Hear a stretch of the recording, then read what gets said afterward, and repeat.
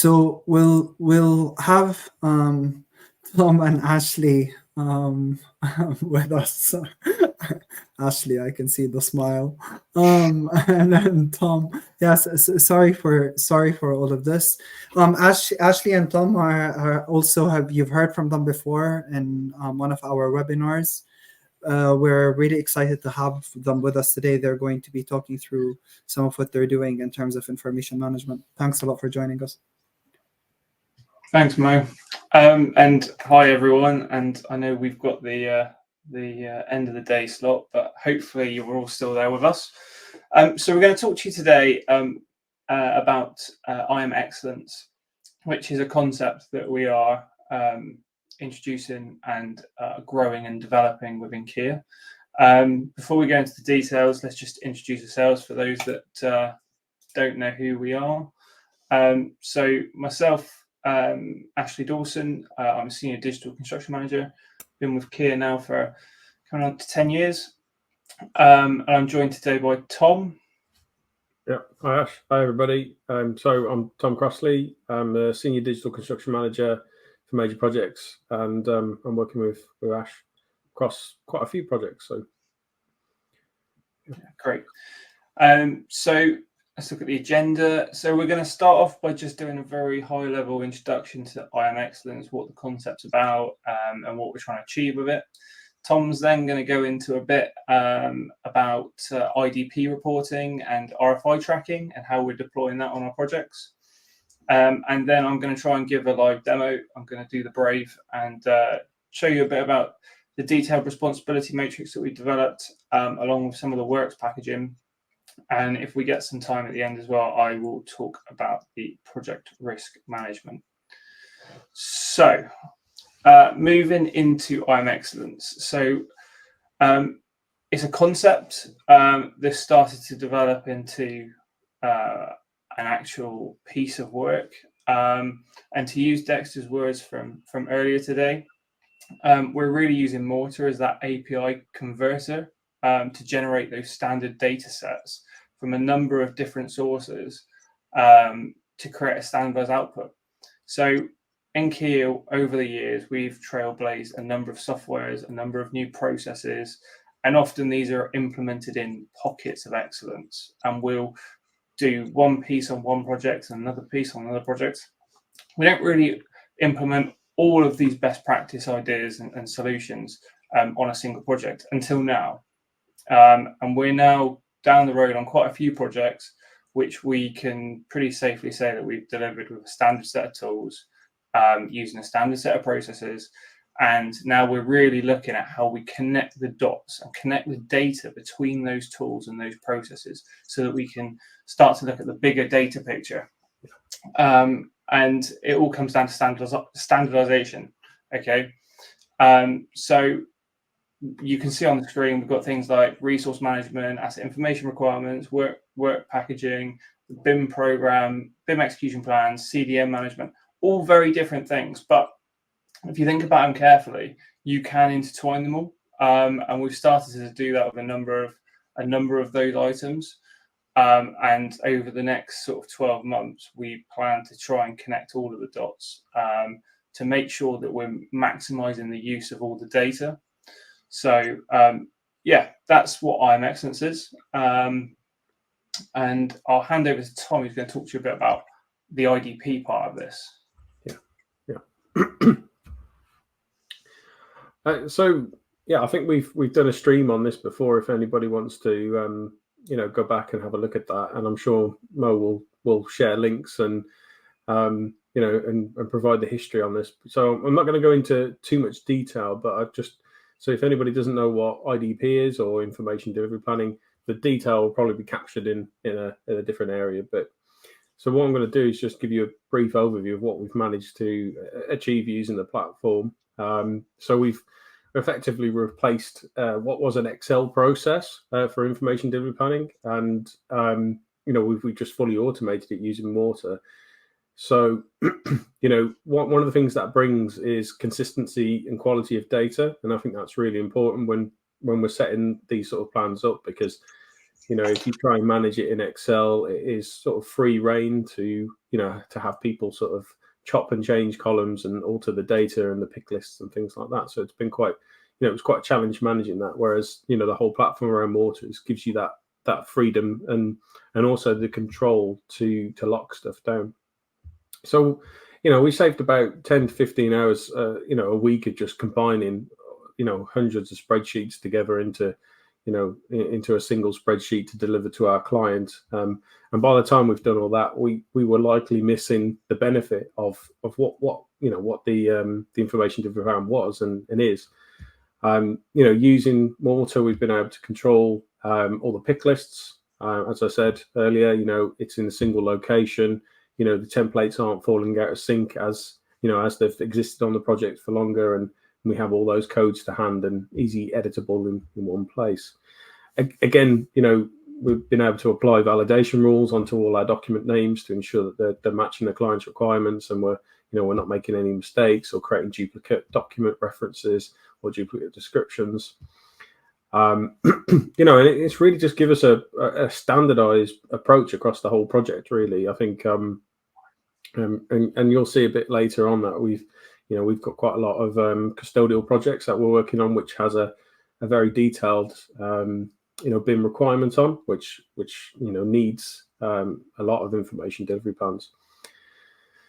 So and one of the things that what's really cool about this, and I think it hasn't really been taken advantage of, I think, up until we've had a platform like Morta, is the ability to see plan versus actual, track information, have your information at your fingertips, have hyperlinks, have that interactivity and the ability to share and centralize that information in one place. And I think Ash said earlier, about we are developing this. We started with IDP, but however now we're starting to see how we can connect all sorts of different applications and data sets into one place. So one of the examples that I'll show you later, or at least talk about, is how we've how we're using it to track and follow RFIs within our common data environments.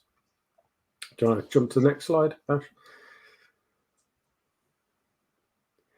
So just to give you an idea of how we've rolled out the IDP across our custodial projects. Initially we started with our project HMP, which is a plus £300 million new prison that is being built up in Yorkshire, and we've taken our existing Excel TIDP and we translated it into Morta, and we've set up all the permissions and access and all that great stuff. We've then looked at our common data environment and we've said, right, well, how do we connect the two? And Mo and his team and Morta have supported us to do that, and we've been able to connect the two together, and obviously that gives us our plan and our actual in one place. And then from that, we've been able to pretty much just build a whole suite of reporting dashboards around that. So once we've had that set up, we've got the template in Morta, we've got pretty much consistent information set up. We've then looked at all our rest of our custodial projects, which we've got quite a few of. I think we've got 7 large projects in total, and we've very easily been able to just translate IDP across all 7 projects. One of the benefits of these prison projects is that they all use the same common data environment, so that has saved us quite a lot of time as well in terms of being able to have that connectivity from one platform, from another. We're not having to change APIs and work out all the magic behind the different systems. And again, because we've built that one template and the information is consistent and structured and we know what to expect, we've been able to roll out, the Power BI report locally for each and every project as a singular template. And from that, we're literally just rolling it out into a custodial reporting environment where we can access each project and see the plan versus actual for all our sites. And I think it's great what you can do from just from that initial having that idea to suddenly having it consistent, having it in a template, and then suddenly being able to roll it out so quickly. We've pretty much done this in a matter of maybe less than 18 months. We've gone from having that template to having this across all our prison schemes. So it's it's really, really powerful tool. So the next one I want to talk about. So it's just our RFI reporting. So as mentioned, we've taken advantage of the fact that Morta, acts as that middleware, and we can pull different data sets from different places and do lots of cool stuff to it. So again, we've taken that advantage, and we've used Power BI to create, what is effectively something that's really simple, actually. But we've been able to visualize it, make it more interactive, share it across our team. The information is accessible, and therefore, because it's in a consistent data set, we can filter it. So what this has been allowed us to do is effectively just pull down that RFI data that's usually trapped on Viewpoint or a common data environment that is a little bit stuffy to use, a little bit hard to track, a little bit hard to visualize, maybe, when it's on that system. And we've been able to just summarize it up in a nice simple pie chart. And this is filterable by topic, by category, by assigned the originator who created the RFI, or the assignee, and you can filter through and see who hasn't answered the questions or what's outstanding, and this is helping us drive our project forward and make sure we've got all the right answers and information available to us as soon as possible, really. So what we've been able to do is track RFIs that go to the client, but also track RFIs that go in the opposite direction to our supply chain. So we have that multiple direction sort of view of the data set. We're also looking at how we can link this into the IDP and the related documents. So do we have RFIs that affect certain drawings, affect certain work packages? Are they going to cause a delay to closing out certain packages and therefore having a knock-on effect on others that might be producing information that will rely on the information that we're asking for? This is fully automated. So once we've set this up, we've kind of just set it up and forgotten about it, and it runs itself now. It's great because you've got the Power BI environment where you can set up schedule refreshes, and you've also got Mo and his team and Morta. They have the ability to create synchronized refreshes themselves, and which has just been fantastic for pulling down data every day. And again, we can update this at any point. So if we're going into a meeting and we need to have the latest and greatest information, we've got it to hand. We can refresh quite quickly. So it's just just an idea, really. Just a really simple report, nothing too complicated, but we've been able to fully automate it. It's very much hands off, and it's bringing real value to the project, really. So yeah, I think that's short and sweet, hopefully, and hopefully I've left enough time for Ash to go through his stuff. Thanks for that, Tom. Really insightful. And I guess leaning on that simple side, that's where I'm going to go next. I'm going to stay simple. So we currently have a number of different risk and opportunity trackers in Kier. Previous to Morta, they were all in Excel. But simply migrating that one Excel document onto Morta, I'll show you now. I'm going to try and do a live demo, so bear with me. But hopefully you'll see the benefits to just doing it in a platform approach. First of all, what you won't see is that we're not having to share Excel files, but instead what we've got is we've got Morta, an online platform, permission controlled, and right. So let's just go into the live part of it, and I'll show you what this looks like. Hopefully you can see my screen. Yeah, I think you can. Good. So on Morta, what we've done is we've set up 3 processes to generate our risk registers and our opportunity registers. The first one of those processes is actually going through of how we actually record a risk, and everyone on the project will get access to this process. And the logic is they go through. It's a form. They add in all the fields. There's a number of parts here that are from pick lists, for example. I've redacted a lot of the information because I've taken it away from the project. So if there's a pick list that isn't working, that's probably why. And they complete this, submit the form. That then creates that risk or the opportunity. Once that's been produced, we'll then hold risk review workshops, and they'll tend to happen every 2 to 4 weeks, depending on the time of the project, etc. And again, I've redacted the information, so you won't see anything about any project information. And this is effectively our risk register. Now, when we're in those review sessions, what we'll do is we'll go through and we'll edit certain fields. So you can see here that we've got some grey fields, we've got some white fields. The white ones are editable, the grey ones are not. The grey ones are ones that are fields of data that shouldn't change through that risk. They're set values or they're calculated values. The rest of them are editable fields. We'll go through, we'll edit them, we'll add to it.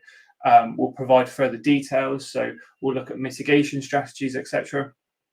And basically, all of this you couldn't really do before. You couldn't control people's access like this. So now we can control how people interact with this register. And then on top of that, only certain people will be able to do this review. So only project managers will be able to go in and add this. Commercial managers will be able to go in and change this. However, everyone can see the register because we've got a separate process again that people can go into. First of all, they can see the full register. Nothing's editable. They can't change anything. They can't destroy it. They can't take out values. They can't manipulate it in any way. So we're really in control of the data that's in these tables. And then underneath, we've got a very, very simple Power BI dashboard, which goes through the priorities and statuses of each of the items. Again, we've got that in Excel at the moment, but it's a manual process to update. It's saving us time, and it's making the whole process a lot more robust. So that's the first live demo I want to do. I am conscious of time, but I'm going to go on anyway. Mo, you can kick me off if you must. The second part I want to go through is the detailed responsibility matrix. Traditionally, this will exist with R, C, A, and I, where you have your responsible for, you're accountable, etc. We've gone away from that. We've gone into it in a bit more detail. Again, redacted information, fake information built into this table. But on the left-hand side, we've got a list of all of our works packages on a project, for example, and then we'll have a list of all the buildings that those packages relate to. Now, remember, we work on quite main projects, values of up to sort of 400 million. So we've got multiple buildings on each site. So there's a reason why we have to relate the two of those together. Taking it one step further, then what do? We then assign which of our supply chain are working on that package. We might have multiple, we might have individuals. Okay, so you might have a one-to-one relationship or a many-to-one relationship, depending on how that sits. And then what we've done is we've gone through in a very detailed fashion against each of those packages and said, is there a BIM requirement on that package? Yes or no? Once we know whether there's a BIM requirement on that package, and by BIM requirement, I mean whether we need a model, whether we need any data, whether we need O&Ms, etc. Associated to that. And then we use our BIM delivery group, which is something that we've come up with in Kier recently. It breaks the delivery of BIM down into a very simple form to start off with. So you've got group one, which is when suppliers are going to issue us models and data. You've got group two, when we're just going to receive data. And group three, for example, when you're going to receive no BIM model or data because there's no requirement for it. Once we've got that really simplistic matrix, and it does go on a bit more than this, but I'll keep it there because I want to keep it short. We'll then match these works packages that are on the left-hand side to our IFC entities that will exist in our AIR. So we go through a mapping process, and we use our collaboration tool. At the moment, we use Revitstu to do that piece. So we go through, we'll add in custom parameters into the model to link the IFC entity to the package. We'll then export that from Revitstu, push that into Morta. I'm conscious I'm going through this very quickly, and it might be a bit confusing, but hopefully you can keep up. What we do with that link, once we've got that link together, we push that into this table here. And then when our supply chain log in and view the AIR, they'll only see the assets that are related to their package of works. So whereas before you'd hand your supply chain a huge Excel table and say, look, you need to deliver the information that's related to your package on this table. What we're doing is we're giving them a specific requirement. So for this example, we're only giving them 17 rows of data, which is much better than giving them 140 rows of data. So we're really trying to give our supply chain something that's a lot more manageable and understandable. And that's what we're trying to do with the detailed responsibility matrix. Conscious there's a lot in there, and I've gone through it in about 2 or 3 minutes. But hopefully you get the idea. And I just want to finish on this slide. We will be hopefully presenting more on IM Excellence next year. Phase 1's hoping to be delivered early 2024, and hopefully we can do a piece Mo and go through and show the Morta community what it looks like in probably more detail than what we just have. No, thanks a lot for sharing what you just shared. Ultimately, like the goal more than anything else behind this is to give people ideas and inspiration, and this has definitely done that. And we'll definitely have a session next year where we go through IM Excellence, because I'm really excited about what you're doing there. Thanks a lot to Ashley and Thomas for joining us again and for sharing all of this with us.